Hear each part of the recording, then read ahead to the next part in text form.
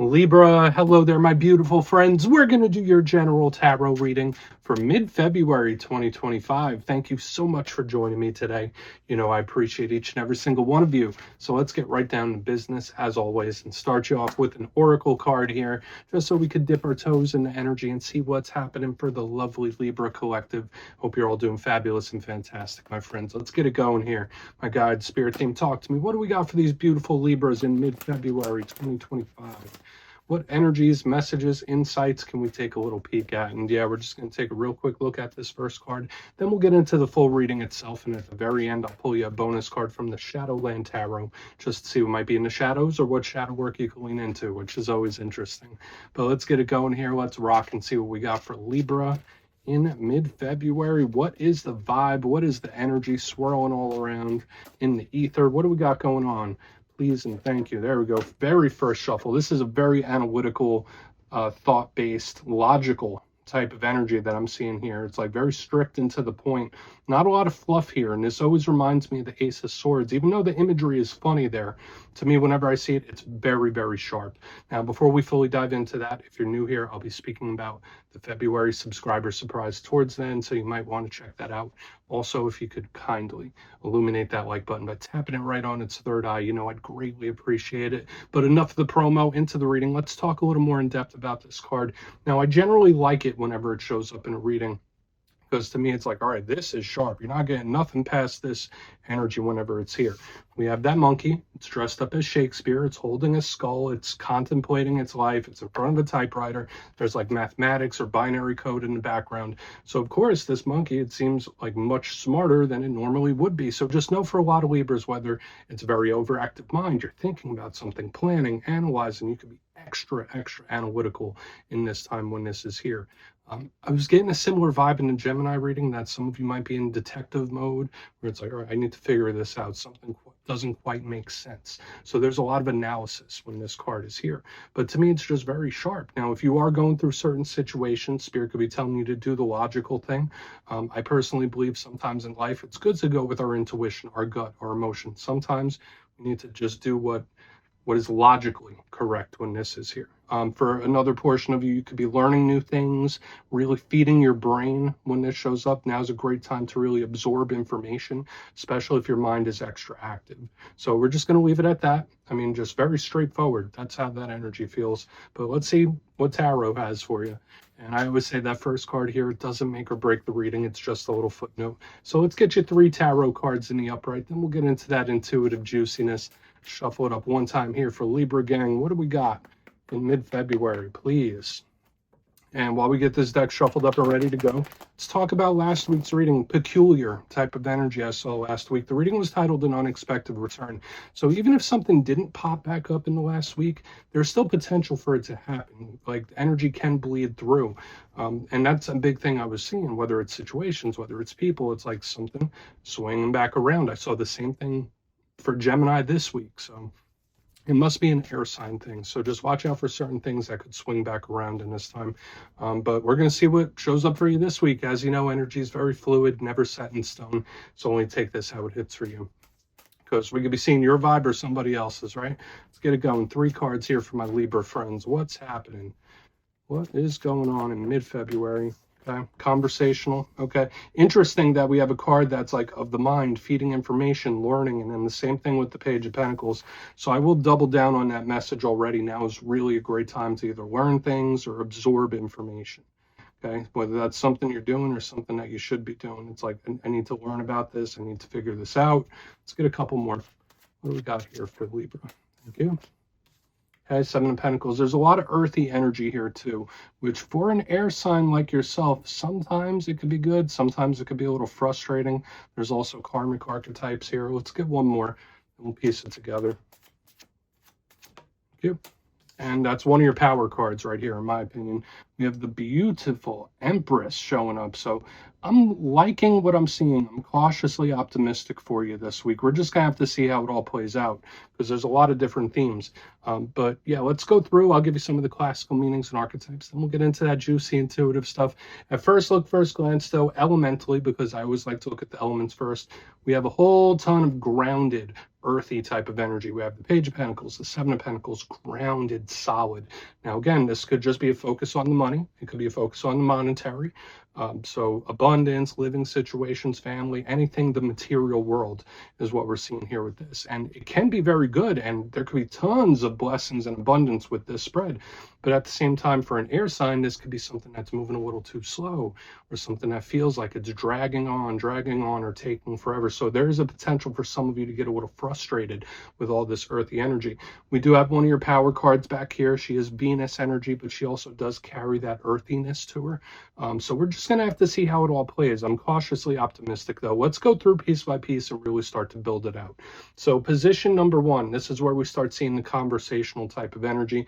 We have our good pal here, Mr. Page of Pentacles. Now, for some of you, you might be connected to an earth sign, so Capricorn, Virgo, Taurus. If that's not the case, pages represent youth. They represent new.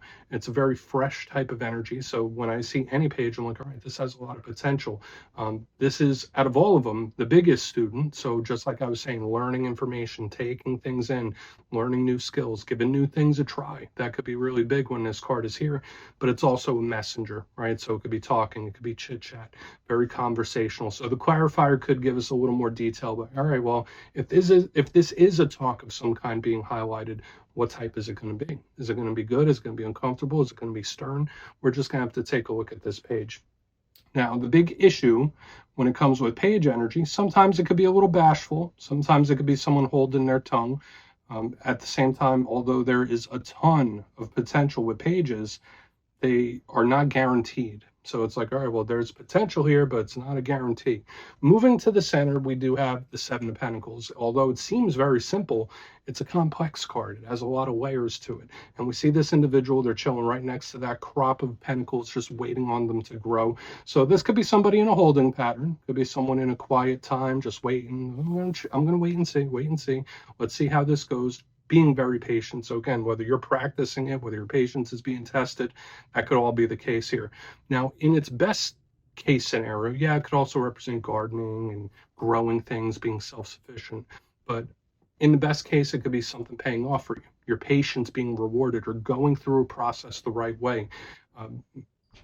Really showing up as blessings for you. So I feel like this can be great, but at the same time, the Seven of Pentacles can be impatient. It can also be things that stall out. Seems like you're waiting forever when this card is here. So it can be a little gunked up type of energy where it can be a problem or an issue even. So we do want to take a look at it, and we can't forget the Seven of Pentacles is also one of the biggest karmic cards. Reaping what you sow, what you put forth, you get back in return. So whether it's a karmic situation, a karmic connection, you name it, it could be any various thing.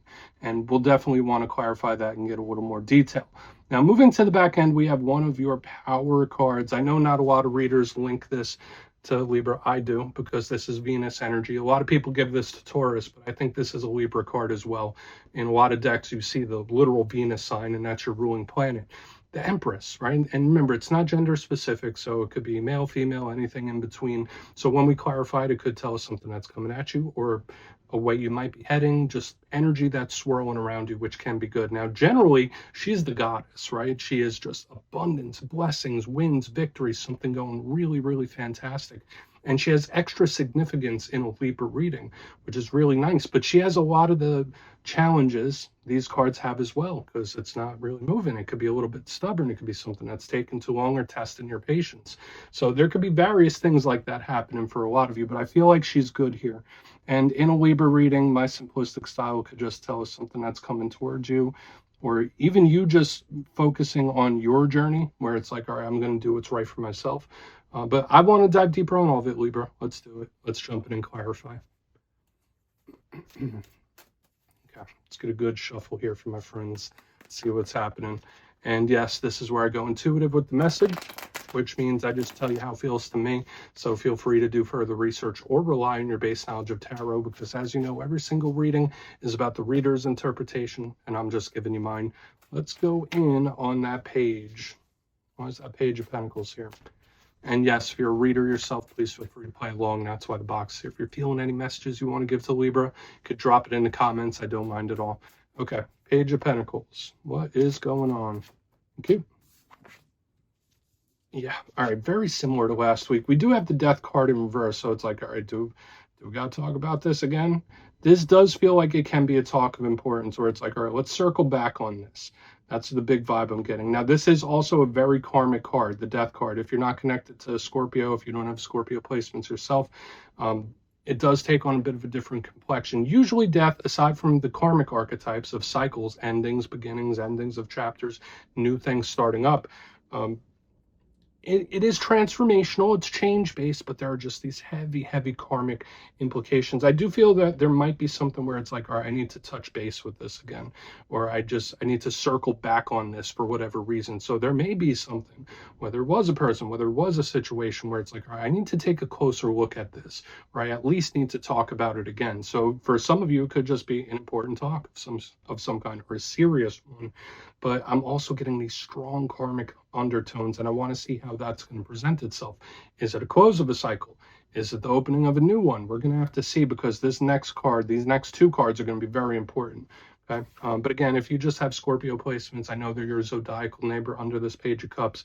It could be Spirit just telling you, like, do something new, take a new approach. Okay, so this could be Spirit really telling you, like, all right, well, if it wasn't working before, maybe try something different, or try a different approach. That's kind of how it feels. So I guess it depends on your situation. Do you need to circle back on it? Do you need to shift it up and try a different move? Let's see what's up with the Seven of Pentacles. Let's see what that has. But again, at the same time, I feel like it could be a talk of importance or a serious move. But let's see why the Seven of Pentacles is here. Why is all this karmic energy showing up for my friends? Please. Thank you. Another karmic card, but this one's in reverse as well. All right, so we do have the Wheel of Fortune showing up in reverse, and do not get nervous about that. Okay, and this energy usually does move rapid, but it has that same similar vibe to this Death card right here, where it's like, okay, let's circle back on this. So for a lot of you, whether this is unfinished business, or this is something that you feel where, like, all right, well, no, there's just something off about it, I need to check on it again. There could be multiple situations where Spirit could be asking you to give it another look, especially with this energy we saw here in the front. Now, I know I said last week, unexpected return. Both of these cards in reverse do talk about things coming back around. So showing up for you again. Okay, so now might be, I usually say let the past stay in the past, but now might be the time to really either take a closer look at it or come to grips with it. Now, for another portion of you, when I see these cards, especially in reverse, yeah, maybe you are going through karmic change, or maybe there is an ending of a karmic cycle as well that you've recently been through. So I feel like all of those things can apply, which is very bizarre. These energies are very powerful. We only have 5 cards out right now. 3 of them are some of the strongest karmic ones in the whole entire deck. I will also mention this, the Wheel of Fortune, even in reverse, is beautiful energy to me. It is a luck charm. So again, if you are going through changes or metamorphosis, karmic ending, new beginning, whatever it might be, this could be luck being on your side and it turning out for your benefit. Where it's like, all right, you're gonna be happy you went through this. Even if you're not right now, you will be happy at some point. Let's go in on the Empress. We'll see what she has to say. So very intriguing reading for you again this week. Similar themes to last week, but different. It's like a different approach. Let's see what the Empress has, then we'll do a quick little recap before we get into the shadows. And again, for some of you, this could be 2 people in the same mode. Right? Like these are very similar on the front end. So let's see what's up with the Empress. Why is the Empress here? Beautiful. All right, this is most definitely a win in the end. This could also be argued as a karmic card, the 1111 card in the upright. Very sturdy, very stable. This is really nice, beautiful result. So even though we do have like these endings or these closings or these metamorphoses happening, when I see the Empress with the 4 wands, that's one of the best alignments you could possibly ask for. Watch out with situations involving mother figures, motherhood in general. That could be potentially for some of you, because the 4 wands can represent the home and family members. But to me, it's celebratory, it's happy. So for a lot of you, yeah, maybe you do have some really great blessings coming in very soon. And you might be in this stage right now, like all Seven of Pentacles, like, all right, well, where is it? What's going on? When we have the Empress with the Four of Wands, massive blessings or wins or victories. So it's like, okay, this will be worth it. But I do still feel for a lot of you, before this energy fully comes in, there could either be something that you either need to come to grips with or circle back on it for some reason, whether it is unfinished business or whether it's a change that you haven't fully completed. It's like, all right, well, once we get through this, once we get over all this energy, boom, then this comes in. So it's like the future looks bright. Okay, so I'm liking what I'm seeing for the most part. Let's go through and do a quick recap. And I will also say, watch out for signs from the universe that could be amplified for a lot of Libras in this time, especially with all the karmic energy and the 1111 card. But let's go through and do your recap before we get into the shadow. So position number one, we do have the Page of Pentacles with the Death card in reverse. So again, that's the first place it shows up, like either it's something swinging back around, or you might have to give something another look or revisiting it. For some of you, maybe you just need to try a totally different approach to something, where it's like, all right, well, I've been through this before, maybe I should switch my approach in one way or another. This doesn't feel bad to me. It can also be a talk or conversation of importance or seriousness. Moving to the center, we have the Seven of Pentacles with the Wheel of Fortune in reverse, very similar. So it's like we need to revisit this, or there's unfinished business. For some of you, yeah, it can be a karmic change, or you could be closing out a cycle, a karmic ending of some sort. That's very possible with this energy here in the front end. Is it bad? No, I just feel like it's a process that's not fully complete just yet. Because moving to the back end, we have the Empress with the Four of Wands, beautiful abundance and blessings on the other side of this. So if you are going through any difficulties or anything's been super intense or any situation, it's like on the other side of this, you will be better for it, if that makes sense. Might not seem like it now, but it will be. So please take a screenshot if you want to look into it further. I like the ending of it particularly, so much spiritual energy as well. But yeah, let's see what's in the shadows. And yes, I always like to pull one shadow card at the very end just to see whether it's something within you or something you don't quite see. Shadow cards don't always have to be a bad thing. They could be good too. So let's get you one. What do we got in the shadows for Libra? Oh, and yes, if you made it to this point in the reading, please feel free to check out channel memberships. I'll put a link for it in the comments below. It's a beautiful way to support the channel, and I have much love for all my channel members. Okay, let's get your shadow card out. What do we got here for the lovely Libras? Quick, so right when I go in for the first shuffle, it pops out. So we have, in this deck, it's called the Discretion card, but it is the Judgment card in regular tarot. So again, we have this similar theme that we've been seeing with all the karmic energy, all the cycle-based type of energy, and it is moving and grooving, right? It doesn't feel all gunked up and stuck up like we saw within the reading itself. Now, this can also represent needing to make a firm decision or a choice. So I wouldn't be surprised if some Libras, you do come to a make or break point with something where it's like, okay, either I need to go down this road or I need to go down that one. So just know when this shows up in the shadows, that could be very possible. But this also ties in with the karmic hands that are at play, the universal aspects. So for some of you, there could be a very heavy metamorphosis. And it's like, all right, well, the universe for the most part has the wheel with some aspects of it. Okay, so that's just a big energy I'm picking up. This can be a little volatile sometimes, and it can also represent things popping back up or revisiting them. Okay, especially in the shadows. So this is a very strong theme for you last week and this week especially. It's like it intensifies. So we're going to put that down right there, my beautiful friends. That's what I have for you this week. Don't click away just yet, though. I'm going to give you the details. The February subscriber surprise.